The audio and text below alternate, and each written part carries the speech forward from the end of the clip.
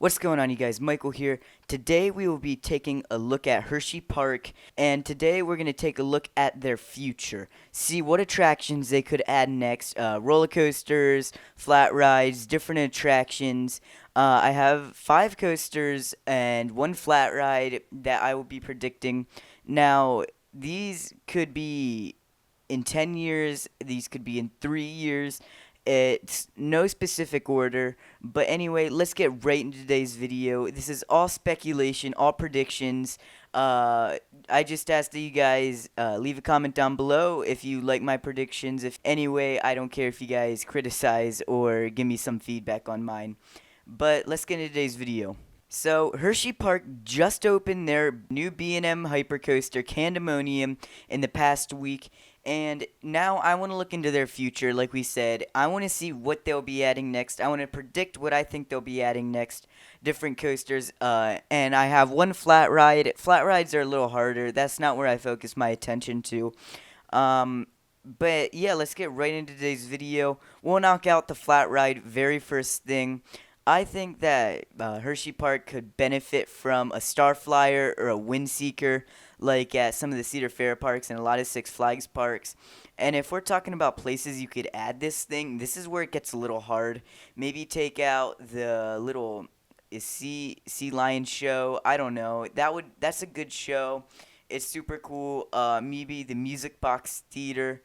If we're looking at different areas, I would definitely remove a ride or two to make room for this.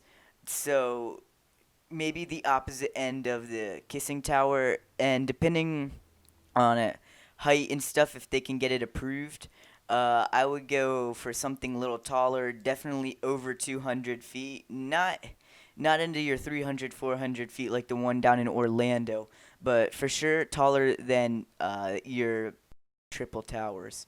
Maybe not as tall as the Kissing Tower, but if we're looking at places you could add this, maybe remove the Whip or the Music Box Express back by Lightning Racer, the little trains, or beside Laugh Track, that little building that isn't really used for too much. It's just used for a couple maintenance things. I have been back there, and it's just mostly storage. But back behind there, or remove the Whip and move the Music Express and the little trains over, or relocate it. You could also see this being placed by Candemonium, maybe somewhere in the new Chocolatetown. If they ever did a Chocolatetown expansion, you never know. But Music Box Theater, maybe, and the little Aqua Theater they have down there, even like removing bumper cars or taking a slice out of the Dragalt Railroad. Uh, but yeah, let's move on to the next prediction. So my next prediction actually has to do with Wildcat, the park's GCI Woody, the first of its kind. They have to do something with this ride. It's getting old. It is rough. It's pretty unbearable in my opinion. I don't like this ride. I'll ride it maybe 5 times a season, and that's usually with family or younger kids or cousins that are under the height restriction of Hershey's or Twizzlers. They definitely need to do something with this. Now, everybody points to RMC, but I think GCI will definitely put their hat in the ring and try and preserve their first coaster. They'll try and do something to it. Now, what I think they might do is do something like they did with Ghost Rider, but the reason why I don't see this happening is because they've been retracking it and it's not been working. I don't know. I think they'll try and do something to it. I definitely don't think they'll RMC it, and we'll get to RMC in a bit, but I don't think they'll RMC Wildcat, and I don't want them to put the steel GCI track on, and if they did, make it like more or less calmed down version of the ride. Don't go full out copy RMC because, well, you never know. There is a slight chance that GCI might not know what they're doing. They might not have the technology, and they could totally screw it up, which also could put the park at risk for not even getting an RMC. And I mean, I'm looking at Wildcat right now. If you look at it, you could have a lot of potential, do what they did with Ghost Rider. I think that if they took a stab at it, they could also retry again. It depends on how much money the park wants to put on this coaster, for sure. For my next prediction, I think Hershey Park would benefit a lot from another launch coaster. Not so much like a Storm Runner, but a little different. Even a Vekoma, but I'm thinking more of an Intiman multi-launch coaster. Not something like Pantheon, but something more or less Taiga. Even if they went with another launch coaster like an Intamin Blitz, I think Hershey Park will actually get like two more launch coasters. One more of an Intamin Blitz, more like Taiga-ish, and then one more like Pantheon, bigger, badder than the one before it. But I think that the first one will go right where Candemonium is, back behind it. Use that plot of land, fill that out more, but make it so it doesn't go above the tree line. You want Candemonium to be the star attraction. You want Candemonium to be the center of attention, the new entrance, and so that's why I think they should do something like Alton Towers, where they don't go above the trees, or if they do, they make it blend in, make it a nice green color. I don't know, have an adventure theme, something more like Indiana Jones. Uh, Put some money in for theming it. Not something like Cheetah Hunt, but on a smaller scale like that. Make it more family friendly, but also for the thrill seekers, more intense. And then with the Pantheon thing, have it back over here where this lake is and stuff. Because Hershey Park bought all this out, the old golf course. Definitely make it bigger, more taiga than before. The other one, even go with Mach. Have like this family Indiana Jones, a little more intense, but not extremely intense ride. And then go with your full out taiga Pantheon thing over here, more or less like Terran with inversions, is not as great theming. So now I think Hershey Park would do something with Lightning Racer, their dueling GCI, and opening my eyes a little bit and not being so biased. I haven't realized how much people hate this ride. I didn't realize that people thought it was just forestless and pointless, and I have extremely different opinions about it. Um, just RMC. I mean, make this thing a monster. Make it extremely tall. Do something with it. They would run out of room, I think, at one point, but work with it. Make it a little taller.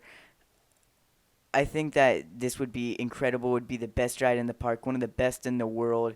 Give it inversions. Make it a Mobius loop, and it races no matter what, like they did, like Premiere did with West Coast Racers, and not like Twisted's Colossus, where sometimes it races, sometimes it doesn't. Make it always race. That would easily be one of the best roller coasters in the world. Multi-inversion, incredible RMC. This coaster has so much potential, and they wouldn't take up any of this land. I think that also a little water park expansion, if they ever did, it would also intrude onto Lightning Racer's little plot of land.